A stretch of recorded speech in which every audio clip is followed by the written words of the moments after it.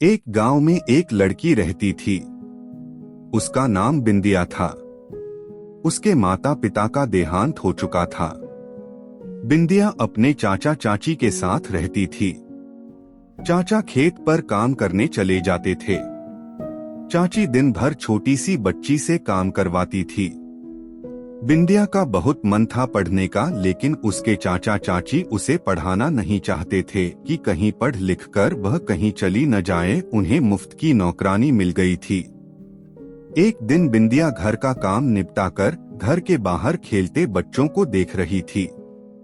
तभी बच्चे उसे साथ में खेलने के लिए बोलने लगे। बिंदिया, नहीं, मेरी चाची मुझे बहुत मारेगी, अभी वो सो रही हैं, इसीलिए मैं यहाँ बैठी हूँ। बिंदिया उदास बैठी थी। तभी गांव के सरपंच की पत्नी राधा वहां से गुजरी। राधा बिंदिया के माता पिता को अच्छे से जानती थी। राधा, बेटी, इतनी उदास क्यों बैठी हो, क्या बात है, तबीयत ठीक नहीं है क्या? बिंदिया, नहीं चाची, सब ठीक है। आप जाओ, अगर चाची ने आपसे बात करते देख लिया तो बहुत मारेगी। राधा, बेटी, मैं किसी से नहीं डरती, तू चिंता मत कर, बता क्या बात है। बिंदिया राधा चाची को सारी बात बता देती है। अगले दिन गांव में पंचायत बैठती है और बिंदिया के परिवार को बुलाया जाता है। सरपंच, क्यों रे बदरी, तुझे और तेरी बीबी को शर्म नहीं आती इसी छोटी सी अनाथ बच्ची पर जुल्म करते हुए?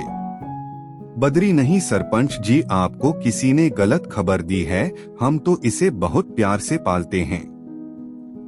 सरपंच, झूठ बोला तो गांव से तेरा हुक्का पानी बंद करवा दूंगा।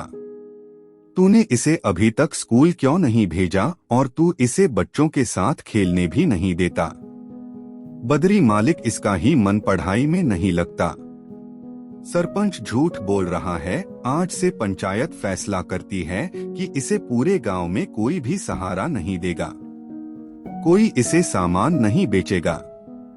कोई भी इनके परिवार से मतलब रखेगा तो उसका भी हुक्का पानी बंद समझो। गांव वाला वो तो ठीक है, लेकिन अब इस बच्ची का क्या होगा, ये तो और जुल्म करेगा इस पर।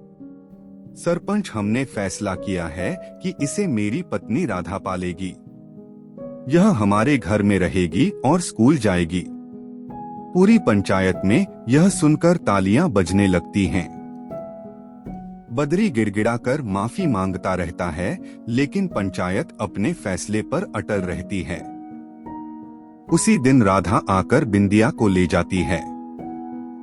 बिंदिया के घर में आने से सरपंच के घर में रौनक आ जाती है। दरअसल राधा के कोई संतान नहीं थी। बिंदिया को बेटी के रूप में पाकर राधा बहुत खुश होती है। कुछ ही दिनों में बिंदिया स्कूल जाने लगती है। वह मन लगाकर पढ़ाई करने लगती है। इधर बिंदिया के चाचा चाची को गांव छोड़ना पड़ता है। वे दोनों शहर में जाकर मजदूरी करने लगते हैं। धीरे धीरे समय बीत जाता है। एक दिन बिंदिया आकर राधा के गले लग जाती है। राधा, क्या बात है, इतनी खुश क्यों है? बिंदिया, माँ, मुझे कॉलेज में दाखिला मिल गया, अब मैं इंजीनियर बन पाऊंगी। सरपंच और राधा बहुत खुश होते हैं। कुछ ही दिनों में बिंदिया शहर पहुंच जाती है।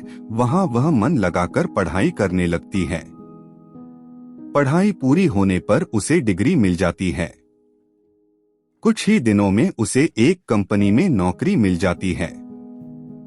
राधा को एक बिल्डिंग बनाने का प्रोजेक्ट मिलता है। एक दिन बिंदिया बिल्डिंग की साइट पर देखभाल कर रही थी। तभी पीछे से किसी ने उसे पुकारा। औरत, मैडम, मेरे पति बीमार रहते हैं। उनकी देखभाल के लिए मैंने एक दिन की छुट्टी ली थी। यहाँ मेरी जगह किसी और को रख लिया। हम भूखे मर जाएंगे। मैं आगे से छुट्टी नहीं करूंगी। बिंदिया पलट कर देखती है तो वह बूढ़ी औरत को पहचान जाती है। यह उसकी चाची थी। उसी समय चाची बिंदिया के पैरों में गिर जाती है। मालकिन, मुझे काम से मत निकालो, मेरा पति मर जाएगा, हम भूखे मर जाएंगे। बिंदिया उन्हें उठाती है। बिंदिया कहाँ हैं तुम्हारे पति, मुझे उनके पास ले चलो। चाची बिंदिया को लेकर पास ही में बने एक झोपड़े में ले जाती है। बिंदिया, क्या हुआ इन्हें? चाची, अरे उठो, देखो इंजीनियर साहिबा आई हैं। बहुत अच्छी हैं, ये मालकिन मजदूरी करते करते बहुत सी मिट्टी इनके फेफड़ों में चली गई, जिससे इनके फेफड़े खराब हो गए। चाचा, अरे ये क्यों नहीं कहती, हमारे कर्मों की सजा मिल रही है। हमने एक अनाथ छोटी सी बच्ची, जो मेरे बड़े भाई की आखिरी निशानी थी, उस पर बहुत जुल्म किए, उसी की सजा हमें मिल रही है। गांव, खेत, मकान सब छूट गया, अब तो बस मौत का इंतजार है। यह कहकर दोनों रोने लगे। बिंदिया, चाचा जी आपने मुझे पहचाना नहीं, मैं वही छोटी सी बच्ची बिंदिया हूँ। चलो मैं आपका इलाज करवाऊंगी, आज से आप मेरे साथ मेरे घर में रहेंगे। चाचा, बेटी तू बड़े दिल वाली है, तूने हमें माफ कर लिया, लेकिन हम इस लायक नहीं हैं, हमें हमारे हाल पर छोड़ दे।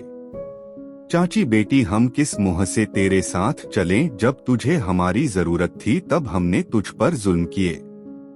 बिंदिया, चाची अगर वह सब नहीं होता तो शायद आज मैं इंजीनियर न बन पाती, जो होता है अच्छे के लिए होता है। बिंदिया उन्हें अपने साथ अपने घर ले गई, चाचा का इलाज करवाया। फिर एक दिन दोनों को लेकर बिंदिया गांव पहुंची। सरपंच, अरे बदरी बेटी ये तुझे कहाँ मिल गया? बिंदिया, पिताजी ये बहुत बुरे हालात में थे, बहुत बीमार थे, अब ठीक हैं, इन्हें इस गांव में रहने दीजिए, इनका सारा खर्चा मैं उठाऊंगी। राधा, देखा बदरी, जिस बेटी की तुमने कभी कद्र नहीं की वही तुम्हारे बुढ़ापे का सहारा बन गई। चाचा चाची कुछ नहीं बोले, बस हाथ जोड़कर रोते रहे।